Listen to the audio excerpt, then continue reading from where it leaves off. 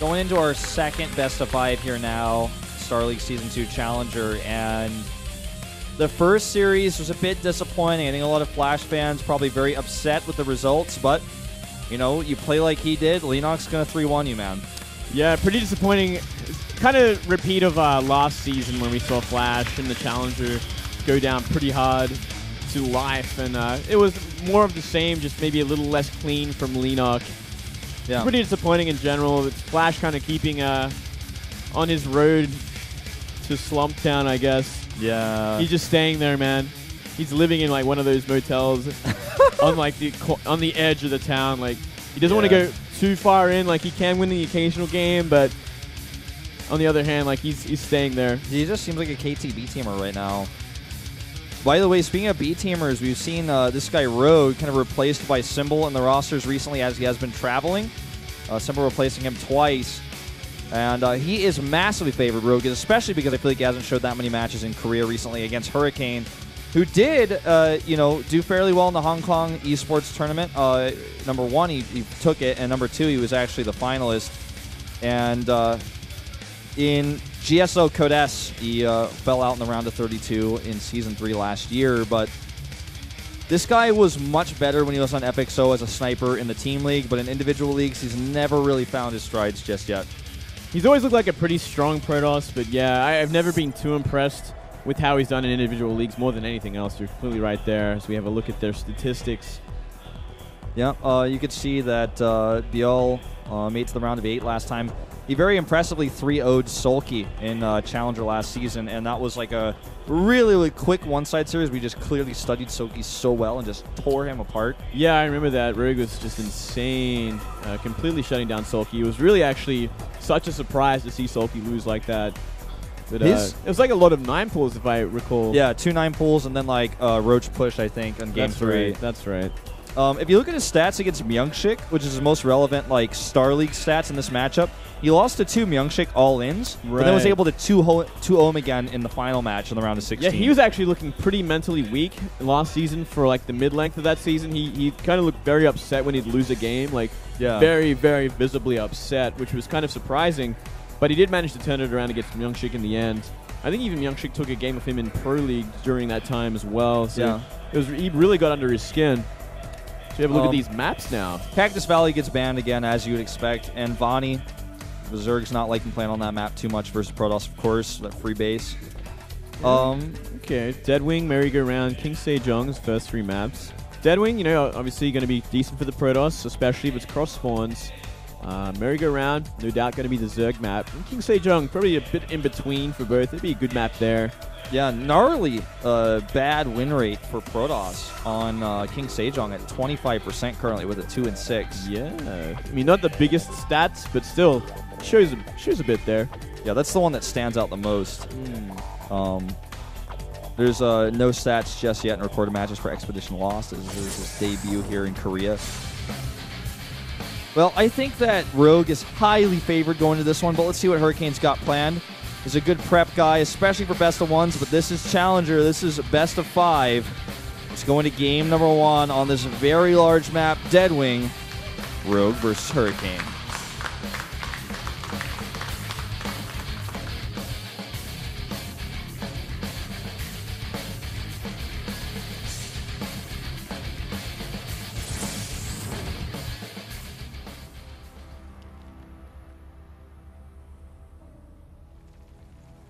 And up here to the top right of Deadwing, it is Rogue.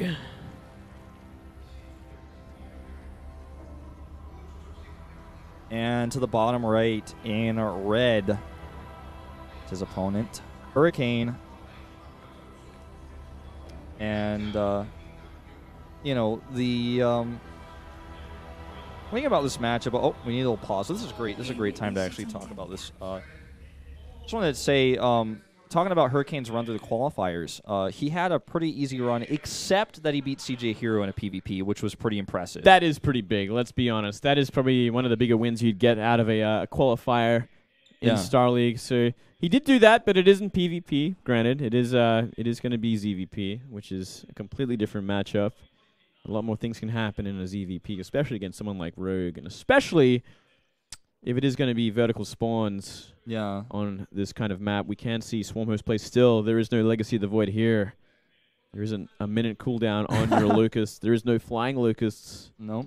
There is no Disruptor to ruin your game. Well, yeah. To make you sad in general. That unit, man. It'll make you sad, Wolf. It will. It even makes you sad when you use it. You blow up all the Zerg units, you're like, oh, yeah. What have I done? Well, you should. It's like, I should be in jail for this kind of play. This is actually disgusting. Yeah. Those innocent, like, Zerg/Terran units that just get blown up for nothing. It's like, well, they can't escape. Even if you split, you're still going to lose a ton of them. That thing is invincible, and it goes faster. The fact that you can put 2 in a Warp Prism? Yeah, you can put 2 in a Warp Prism. What? You can just you can blow up it blows up buildings. Does it? Yeah, it does damage to buildings. Really? It really does. Yeah, I didn't even notice. You could like use it to break Terran walls. I'm too busy like having an anxiety attack while I split up my drones. I don't even notice the damage on my buildings. I mean, it's the fact that it one-shots Roach, Hydra, and Ravager and Lurkers. Yeah, like you got to make sure nothing gets hit by that. It blows up everything that isn't flying. Basically, like I mean. I think the only thing that survives one hit is an Ultra, man. Like, seriously. Yeah.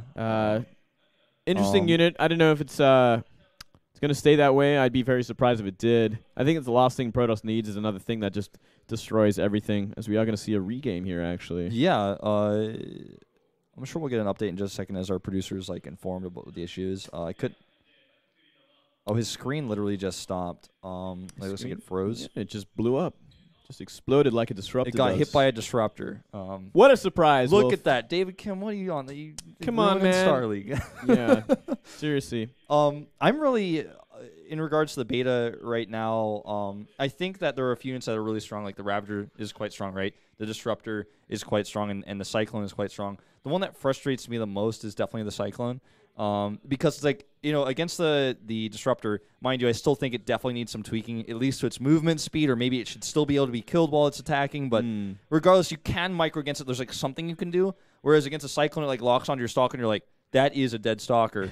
And what do? Do I just like shoot it one more time before it dies? Do I try to run away? It's not getting away. That's not happening. No, we saw it at BlizzCon, like people just won with a Cyclone alone. There was actually nothing else. Well, I was watching a Cyclone, I'm like, well, I mean, they took out the Herc, but they left this in the game? I'm like, it was so funny when we saw it at BlizzCon, and like, I don't know how you could commentate that to make it sound good. It's like, well, I guess the Cyclone just kills everything again. It's a Phoenix that's on the ground that just comes out of factory tech and does more damage than a Phoenix and shoots air and ground. Yeah. And like has a bigger range than a Phoenix. The good thing is for Zerg, so we didn't actually, like, as a Zerg, I haven't actually had to deal with it nearly at all. I had like one game where they made a Cyclone, but Speedlings are out nice and quick, so you can deal with them very easily for a Zerg. For Prosso, you're like, yeah, I've heard some people be pretty salty about it. One comes to mind is Artosis. Yeah, he was pretty salty. I saw his blog and his tweets, and yeah, he is not a happy chappy with that.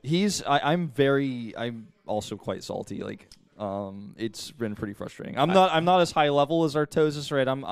I'm just a lowly wolf. But it's been pretty frustrating. Well, I mean, I'm not salty, but I kind of see the I get frustrated with these disruptors, man. They're just. It's kind of silly the way it is, as it is. Yeah. I don't know. I got to play a lot more, though, before I get a super feel for it. But it is an expensive unit. It is like 300, I believe. I think it's 200, 300, if I'm not mistaken. It should be 300. That is your first problem. Well, I mean, it's like almost the cost of an Archon, but like 1,000 times more efficient. Essentially, it's guaranteed to kills. Like, you actually kind of run it with everything. You just have to split like a god. And then it's like, it's not like a Baneling where if it just blows up and does damage, it actually still lives afterwards. Like, yeah, it recharges and it'll come back in like 10 seconds and do it again. It's definitely a fun concept, but I think everything needs some tweaking. We were in day 2, right? We're in day 2. We don't even know what the Terran unit's going to be yet. I mean, it's going to probably be like out at the end of this year, right? So we got a long time to worry about it. And I love that Blizzard is, for the first time, I feel, in StarCraft 2, like, doing some radical ideas, like some radical changes, like Zealot warp and cooldown is longer, for example. And we're talking like... I like that, actually. Yeah, me too. I mean, even as a Protoss player, I'm like, well, this just simply makes sense. Zealot harassment is too strong. I mean, we're looking at changes to the economy. We're looking at changes to just simply how units interact with each other at a fundamental level. Right. The economy change is probably the biggest one that I like the most because it removes this kind of downtime we're experiencing right now. This wouldn't be here. We'd be seeing an expansion from the Zerg at this time. Yeah. it actually happens at this time. Like, because you start with 12 workers, you need to make a few more, then you throw down another hatchery. It's like, the game is so much faster, and I think it makes it a lot more interesting for everyone. It's great for esports, but even on top of that, myself, like, you know, when I played ladder before, you bang out, say, 5 to 7 games, and you're starting to feel a little bit fatigued with the beta. Maybe it's just simply because it's a beta and I'm getting this excitement feeling. But when I bang out a game or two, I'm ready to do it. I'm like, okay, I'm just going again, because you don't have to do that whole wind up. You know, it's like before the early game was kind of like you're like twisting a wind up toy or something. It's like you can't do it wrong, but you have to twist it up before it's going to start to walk. Like, I don't know. Yeah, no, I get what you're saying. There's a lot of setup time and whatnot, and it just isn't like that with the with Legacy. Definitely the games are shorter, but more exciting. When they can go longer as well. I mean, you've got to transition so much because of the small amount of resources at every base. Yeah, I love that too. Actually, it's very refreshing and definitely spices up the game a lot. Yeah. Well, in this game, was this this wind up was going on. We see a gate Nexus core, excuse me, and a big overcommitment by Rogue. Actually, expecting a cannon rush there, like bringing 4 or 5 drones down to deal with it, but there was nothing else. Safety first. I mean, maybe he's thinking like Hurricane has to try something. You know, he's got to really try to out-cheese or be super aggressive against someone like Rogue, who is going to have that advantage when it comes to the macro game, the mid game, because Rogue is just, I dare say, on another level to this player. Sure. In previous sort of exploits and results, you know, Rogue is a fantastic, one of the best Zerg players in the world, like top 5 easily. Whereas Hurricane, you know, he's struggling to stay in the top 10 for Protoss. Yeah, Hurricane is like, I don't know, he definitely had his moments in the past. And I was always thinking that once he joined Samsung last year, I was like, okay, this guy's going to come back to form. Evixo disbanded. This guy was teamless. I thought maybe he'd retire. But to put it very frankly, he's just not been impressive. Like, I even put like Stork oftentimes at a higher level than him, like Protoss-wise. Like last year, I would agree with you. Yeah, I mean, obviously Stork has taken a big step back and a focus on coaching now. But like last year, I was watching when Stork played. I'm like, oh, I'm excited. I want to see us. When Hurricanes playing, I'm like, let's see what he can do. And I feel like that's kind of how I'm feeling going into this best of 5 as well. Like, let's see what he can do. Yeah, well, he already knows where he's at. Like, he's like, okay, it's going to be against Rogue. It's going to be in vertical spawns on Deadwing. So definitely the disadvantage, unless I go for something aggressive, maybe on 2 or 3 base. We could very well see a huge push with Stalker Sentry, like we have been seeing in this matchup a lot recently. Yeah, I think that would be good at these spawning locations for sure. There's a Twilight Council. One thing to consider going into this game as well is that we did see Rogue at G Infinity in recent times. You know, he was in Europe last weekend. Yeah. He only just flew back. You know, he could be still suffering from jet lag. He didn't obviously have much time to prepare against someone like Hurricane. Did show a lot of games as well. Did show a lot of games. So this is something to really consider going into this Challenger match. Well, this gets scouted, so we're probably going to see some supports go up, as well as just perhaps Overseers. I think this is going to be DTs, especially considering that probe placement over there to the left side. Dark Shrine, almost 100%. Yeah, I would have to agree with you there. It's definitely a Dark Shrine pylon. Warp Prism, I think the next step with this, with the robotics finishing up, so... Ooh, he's even kind of mistimed this a little bit. Maybe he's changed his mind about it. Yeah, maybe so. Maybe like he's like, oh, well, it's been scouted. I'll throw down the Robo. I don't know. He's going to throw down it anyway. Just delay it maybe a little bit. I think you might be right, though. I think he might have had some second thoughts there for a minute. Well, he's definitely making the transition move already as well, adding that Forge, going for that Robo. It's going to be no doubt be going for upgrades, for attack upgrades, going for that third base, probably going for a +2 and Blink behind it. And he will go for that Blink Stalker Sentry sort of attack that has been doing so well, that Parting made so popular recently, winning G Infinity actually, on the back of it. And nearly winning the GSL, somewhat off the back of it. Very close. 2 Roach Horns going down side by side, on purpose, I would have to say. Yeah, that's definitely not a mistake. So it's going to be Roach Speed, Roach Burrow, ASAP. I think Rogue has just kind of read Hurricane like a book. He's like, all right, you're going to do this, I'm going to defend it, you're going to be behind, you're going to try transition, I'm going to hit you before you can be ready for it. Well, you know, semi-book, I feel. Let's see where the others... There's no spore in the main base. There's no spore in the natural. Only the front. This leads me to believe, as we see this Observer go down, that... I think, actually, you guys might have missed it. Observer went down at the front of the third base. But we're going to see a warp in of DTs into that Warp Prism.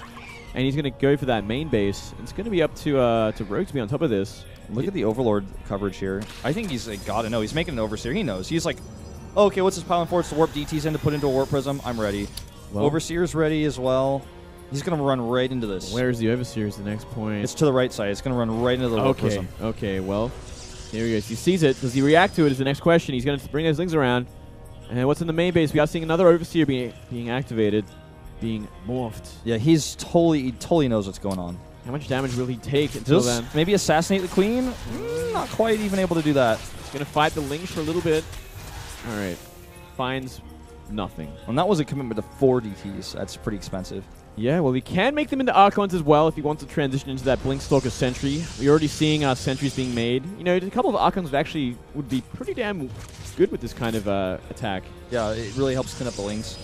Any Lings that actually get through the force field, it's like, sorry, you're running into Archons. Solid sort of buffer as well, you know. Like, they will take a lot of hits, even from Hydras, before they go down. It gives them a little bit more time to get a good concave and do a lot of damage with Stalkers and Sentries. Archons are just great units. They're fantastic, man. They got buffed in like 2012 to have that extra range. And it looks like we're even going to see an Archon drop here. They just do so much to bio. Like, he actually is just using Lings to defend DTs. He didn't see this Archon morph, so he's going to just run these Lings over to try to catch DTs again, then boom, a bunch of Lings are going to blow up. Watch this. Yeah, well, let's see what the surrounds are like on these guys as well. If he gets them behind that Extractor, it's going to be hard to deal with. Going to start warping in Zealots? Probably not going to commit there. That was kind of weird. That was weird. But I understand why he didn't want to drop the Archons, because even Lings surrounding an Archon will kill them eventually. Yeah. PP again. Uh-oh. Oh, are we seeing that monitor go down again? I hope not. Me too. That would be weird. You can see a shot of Hero getting ready on the left side of things, by the way, for his match coming up after this. Hero versus Symbol. And let's see. The Hotkey settings got erased, so he's going to have to set that up again. I don't know if we're going to resume from replay, or we're just simply going to unpause when it's right. I think we just unpause, right? I think we just unpause in this case. That's an odd scenario, the hotkeys being reset. I suppose it's possible that if you set them like in the game, and then like say he's just the type who does hotkeys on the fly. Maybe he did it like right before the game, and then when the client was restarted, it just like wasn't saved somehow. I guess that could happen, but usually your hotkeys are saved to your profile, so that seems a bit weird. Not sure how that would happen, to be honest, but hey, he's got issues with his hotkeys, and maybe that's why we saw that weird like Warp Prism movement or something. I frankly don't know. Yeah, maybe. I wonder what he's trying to build now, where he realized the hotkeys weren't working properly. It's like warp gate isn't W or something. It's like, what? How does this happen? And looks like the game has resumed, so we will keep going. Well, here comes that Hydra move out. He's got a ton of Lings to support this. He's not dropping these Archons. I wonder if that's a hotkey problem. Yeah, I think maybe the drop hotkey. Maybe he's accidentally with the grid. Oh! Never, ever, ever want to walk into a line of sight blocker behind or with a watchtower if you don't know what's there. It's like rule number 1 of watchtowers. You just do not do that. Well, especially with sentries, right? Because then they're gonna pop instantly if they're in range of something like Hydras. And things are looking a little bit scary. I don't know if Rogue can actually kill him. There's a lot of force fields on the top of that ramp, and now a lot of Stalkers being warped in. Archon drop going to finally happen, I think, here. There we go. And he's got a lot of Lings coming back, but they're behind the minerals. Oh, no, you don't want those Lings to fight like that. Yummy. Very nice move here by Hurricane. I like this a lot. That's a lot of damage. And now Zealot's being warped in as well. He's going to have to turn everything around. He's going to kill the spawning pool here. Oh, wow. And by the way, he scouts the Hive and instantly starts a Templar Archive back at home.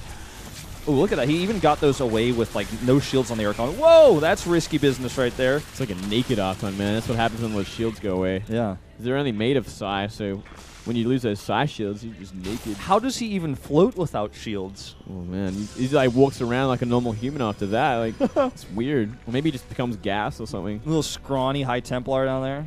There's like a little guy in the middle of it. It's like the guy in the turret, the man in the missile turret.